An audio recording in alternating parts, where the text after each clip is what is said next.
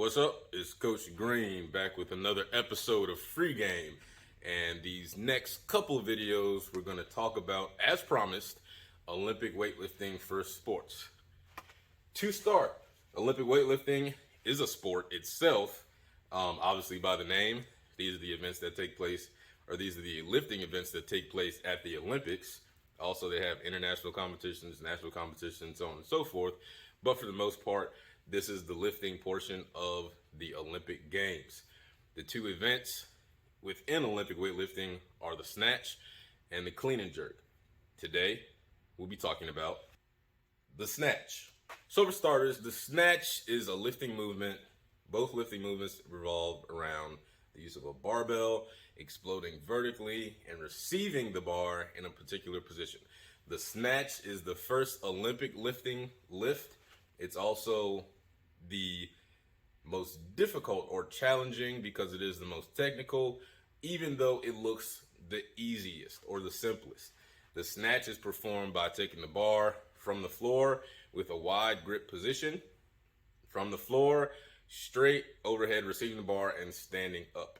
That is the snatch. Sounds simple, not necessarily the case. So, for sports, a lot of people that use Olympic liftings, they primarily stay with the clean or clean variations because, again, the snatch is more technically difficult. But I utilize the snatch in some instances, but I use a variation because most of the athletes that I train, if not all at this point, are field, court, track athletes, whatever it may be. They're not Olympic weightlifters. So for Olympic weightlifting, for either the snatch or the clean or jerk, we don't utilize the full movement or the traditional movement. We utilize a variation. So for the snatch, primarily we use the power snatch. We'll talk about all that later, all the words, all the definitions, things of that nature. But for now, just know that for sports, the power snatch or power snatch variations are what I utilize and what we'll be talking about in this video. So for our Olympic weightlifting movements, the snatch and the clean and jerk and their variations, there are a few prerequisites that I like the athletes that I train to be able to accomplish before they get to the actual movement itself. For the snatch, those prerequisite movements are an overhead press or push press, hip hinge or an RDL, and in some very rare cases, an overhead squat. Obviously, the overhead squat is something I like the athletes I work with to be able to do, but for purposes of doing the snatch and its variations, again, primarily doing the variations, overhead squat isn't a necessity. So, now that that's out the way, we have a very simple understanding of what the movement is, what we have to do to get there. Let's take a look at it. All right, so we got the movement prerequisite checklist taken care of. We got the overhead press, push press, hip hinge or RDL, sometimes overhead squat. There are some equipment prerequisites that we have to have or checklists that we should make sure we have the best version of for success.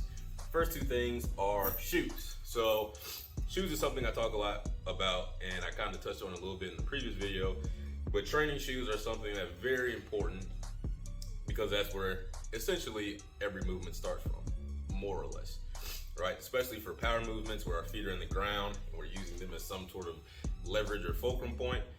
Footwear and your foot health is extremely important. So here I have my actual normal training shoes. I do, jumps, sprints, whatever, anything other than Olympic movements, I do in these. Sometimes I squat in them, sometimes I squat in these. More times than not, I squat in my actual lifting shoes. And these are specific for Olympic weightlifting. Powerlifters use them as well, but more specifically, they're used for Olympic weightlifting. They have, as you can see, the raised heel, and this heel is a little thicker than in a powerlifting shoe because it creates a more advantageous position, right, through your lower body and your torso angle and all that jazz. But these are lifting shoes. Either way, both of these shoes are great for doing Olympic lifts. Obviously, these, as you can see, would cost more, but a good solid training shoe will do just as good.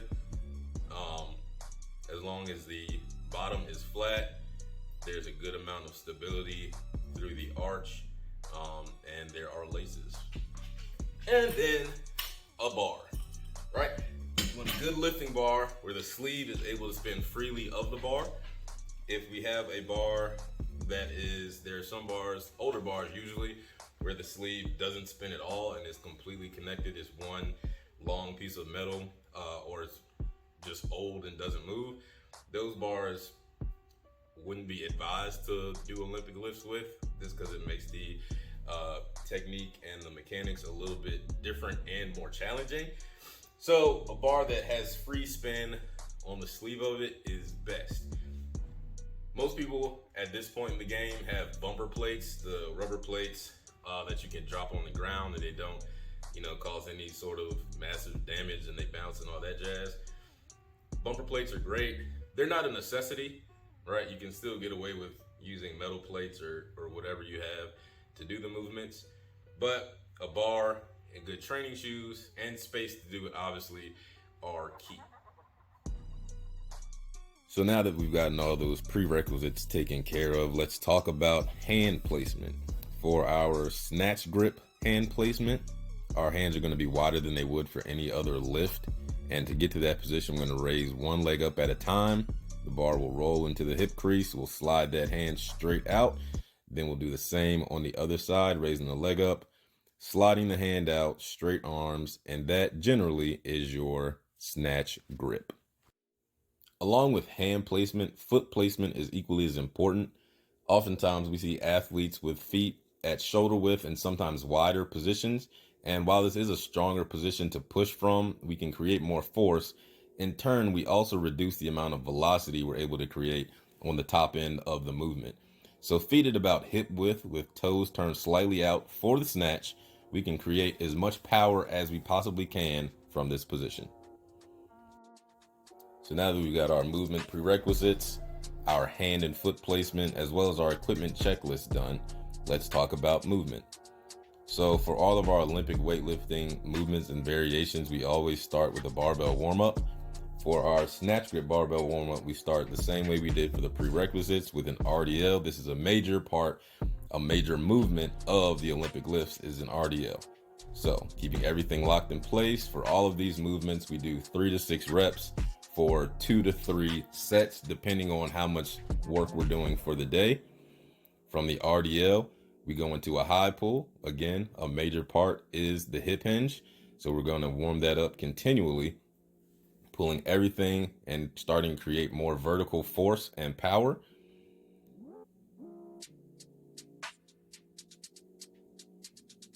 After our high pull, we're going into a hang power snatch. So we're starting again with the RDL hip hinge movement, going into our high pull movement, and then finishing punching underneath the bar for our power snatch position received. After our hang power snatch, we're going into a behind the neck, either overhead press or push press, depending on the level of strength and power you're able to produce. We'll do either an overhead press or a push press. And with the push press, again, similar to the power snatch and the actual movement itself, we're focused on accelerating the bar upward with our legs and punching ourselves down underneath the bar with our arms.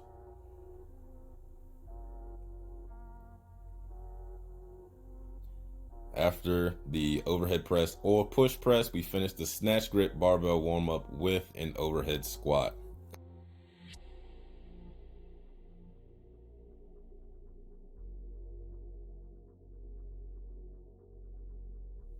Putting it all together, we have a power snatch plus hang snatch complex, and a major part of Olympic weightlifting is holding positions. So for the power snatch, we're going to push with the legs first. Our torso shouldn't change position. We accelerate with the hips once we get the bar past our knees, and the hang snatch should look almost identical.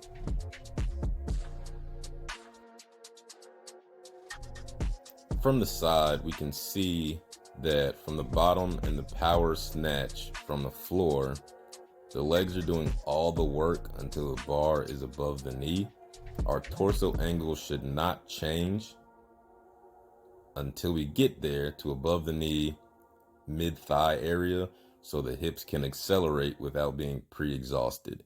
Again, the hang snatch positions should look almost identical to the power snatch, so we're hitting the same positions every single time.